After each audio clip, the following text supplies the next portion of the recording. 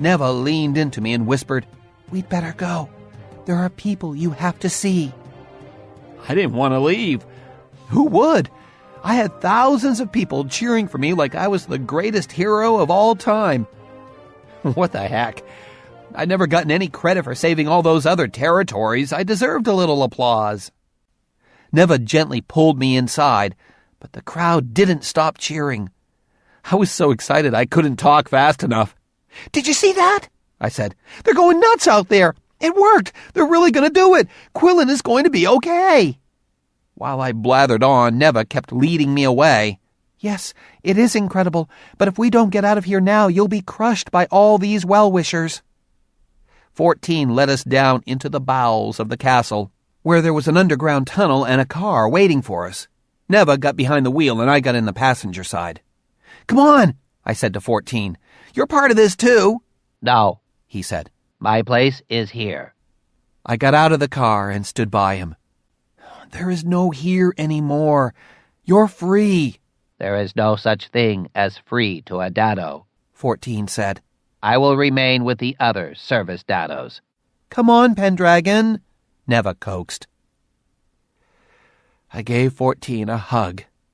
He wasn't expecting that. He definitely didn't know what to do. "Thanks, man," I said. "I wouldn't have made it without you." He awkwardly patted me on the back. "Yes, you would have," he said. "I am proud to have served you." It was weird being so emotional over a machine, but 14 had been the only voice of sanity I had to cling to here at the castle. I was going to miss him. "I hope we'll see each other again," I said. "We're something different, so I'll recognize you. You guys kind of look the same." "I will remember that," he said. "Goodbye, Pendragon. Good luck." I nodded and jumped in the car. Neva hit the throttle, and we were on our way. We traveled through the tunnel for so long I knew we had to be outside the gates of the castle. The whole time I pumped Neva for information. I wanted to know what was happening in Rune and with the trustees and all over Quillen. The revival was underway, and I wanted to hear what the game plan was. Neva laughed and said I should wait for the official briefing. That was okay with me. I wanted to hear it from Tylee Magna anyway. Neva had done her part. Together, we travelers had sparked the revival. The rest was up to Tylee and the revivers. We didn't talk much the rest of the trip. I just sat there, replaying the incredible day in my head, from every game of the Grand X to the screaming masses. It was too amazing to believe. I didn't want to forget a single detail. The tunnel led us inside a building that looked to be an abandoned factory of some sort. Neva knew exactly where she was going. We drove outside and onto the streets of Quillen. After a short distance, Neva sped us into a garage that led to yet another subterranean tunnel. It was incredible how there was a whole separate world below Rune. Finally, we arrived at a large garage that seemed to be the former parking area for one of the abandoned malls, complete with faded white lines to designate parking spaces. Neva led me through the empty space, into a building, and finally into an elevator. She didn't join me. "Aren't you coming?" I asked. "No," she said. "The trustees don't even know I'm gone. I'm not going to give up that job just yet. This is only the beginning of the revival. There's a very long way to go." "Okay, but be careful," I said. "And hurry." "Pendragon," she said, "you were incredible. For a while there, I was afraid you weren't going to pull it out." "Only for a while?" I asked. "I wasn't so sure the whole time." "I had more faith in you than that," she said. "I knew you would win. That's the way it was meant to be." I nodded and said, "Hurry, okay?" Neva waved, and the doors closed. The elevator started moving. I figured it must know where I was going because there weren't any buttons inside. Without any little lights, I couldn't tell if I was going up or down. I couldn't wait to talk to Tylee and the others. I knew the revival had just begun, but my part in it was done. To me, this was a victory lap. A well-earned victory lap. The elevator came to a stop and the doors opened. With a big smile on my face, I stepped out and froze. I was in a bare room with a double door across from the elevator. To either side of the door were big silver letters that spelled out block. I stopped smiling. What the hell was going on? I wasn't with the revivers. This was the courtroom of the trustees of Block. The doors opposite me opened. I saw the room where I had been introduced to the trustees. It was empty, eerily empty, except for one person. "I thought you'd never make it," came a voice from inside. "But I guess you had to bask in the glory of your adoring public." I knew that voice, but it made no sense. It couldn't be. But it was. Stepping from the shadows of the darkened trustee room was a ghost. I knew it was a ghost because I saw him die, yet there he stood, Challenger Green. I blinked. He didn't go away. I blinked again. He smiled. He wasn't a ghost. He had somehow survived the fall. He didn't even look injured. "I thought for sure you would have put it together when I wasn't bothered by my injury," he said, stomping his left foot on the ground hard. "But then again, you never were a very good detective." My ears rang. My palms started to sweat. I started to shake. I actually started to shake. "No," I said softly. "No way." "Oh, yes," Green said. "Once again you have failed to grasp the obvious. You are right about one thing, though. Things are indeed going exactly as planned. It's just that the plans are a little different than you thought." Challenger Green started to melt and morph. I closed my eyes. I didn't want to see it.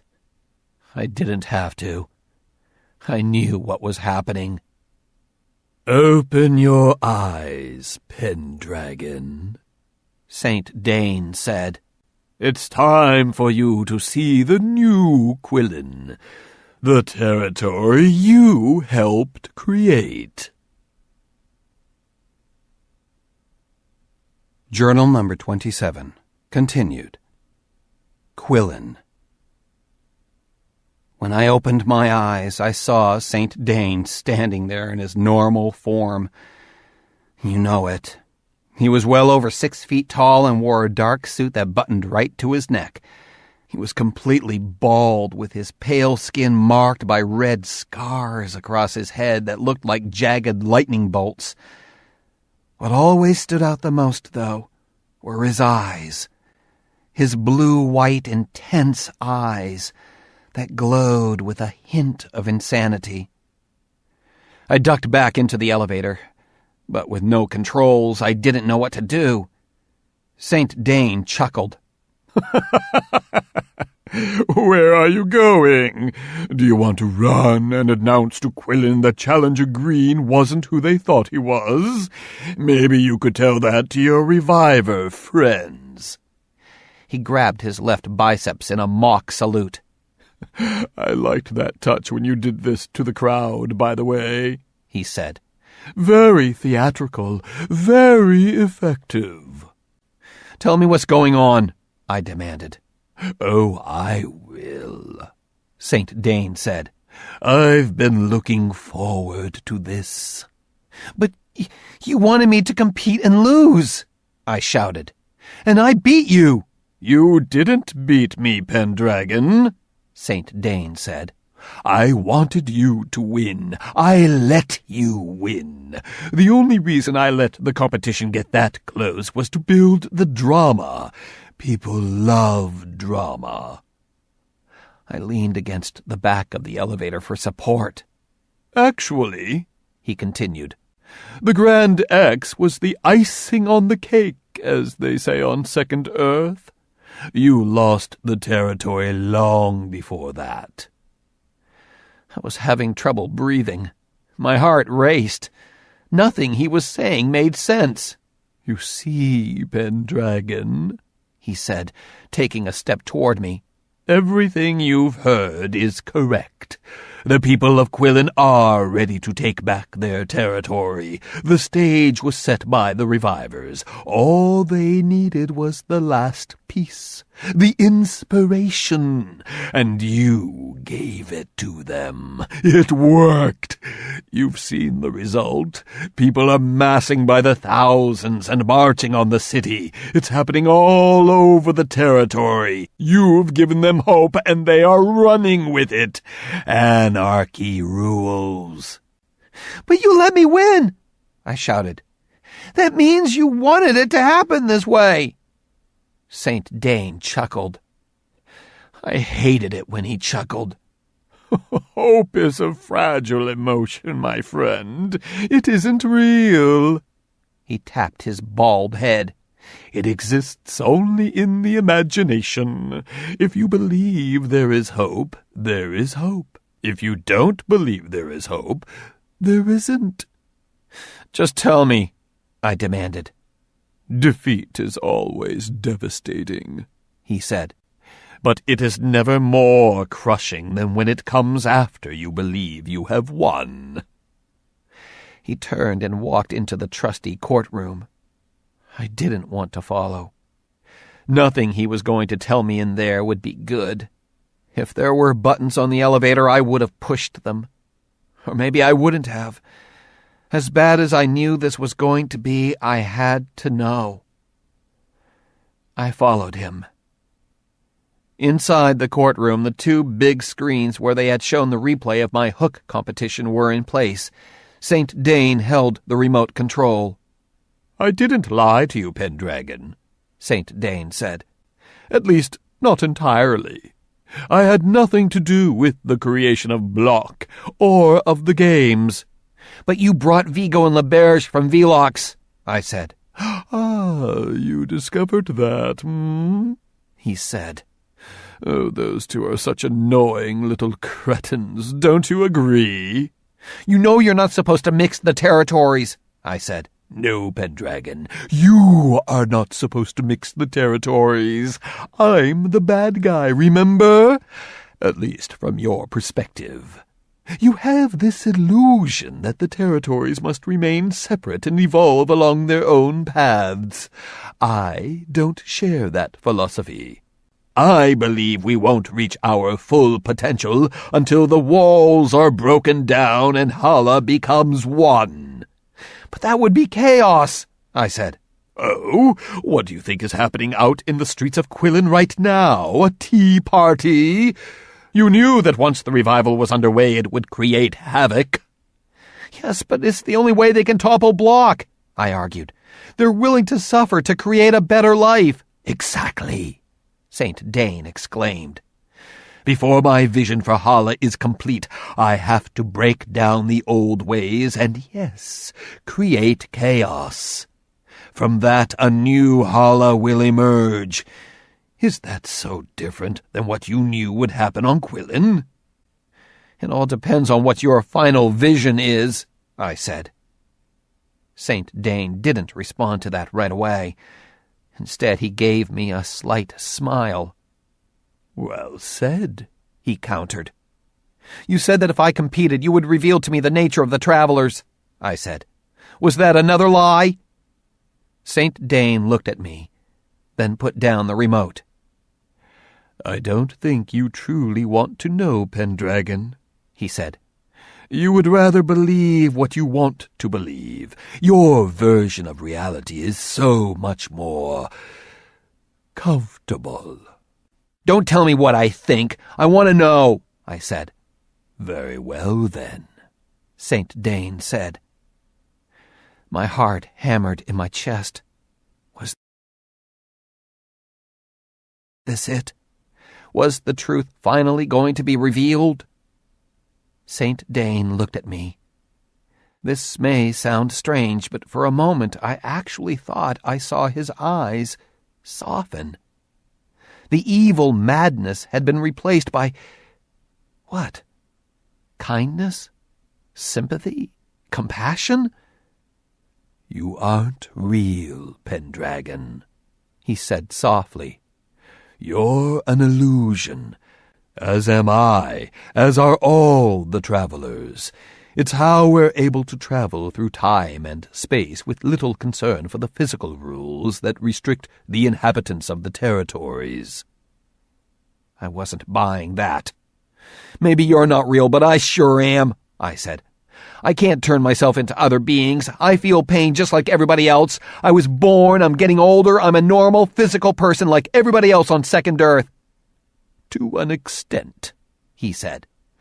"It's true you don't have my abilities, and you may never evolve that far, but make no mistake. The travelers defy the physical laws of their territories. You feel pain, but think of how quickly you heal. I killed Lore, but you brought her back from the dead. Does that seem normal to you?" "What about Uncle Press, and Osa, and all the others who died?" I said quickly. "It was their choice," Saint Dane said. "You didn't want Lore to die, so she didn't. That was your choice." My mind was going in a million different directions. He was telling me everything and nothing. So if it's true, where did we come from? How did we come to exist? Where do you come from? Saint Dane sat down on a chair. It was strange. He no longer seemed like the monster demon who was bent on destroying Hala.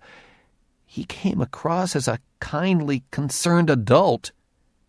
Okay, a kindly, concerned adult with lightning bolts blazed into his head, but still...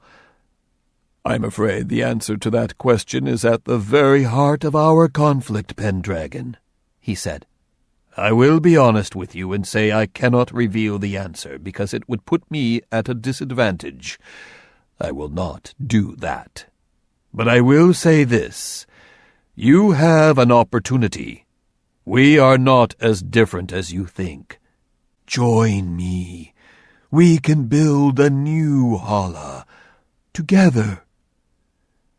He looked at me with kindness and sincerity. I wanted to believe him. I wanted to put an end to this battle and have everything be all right.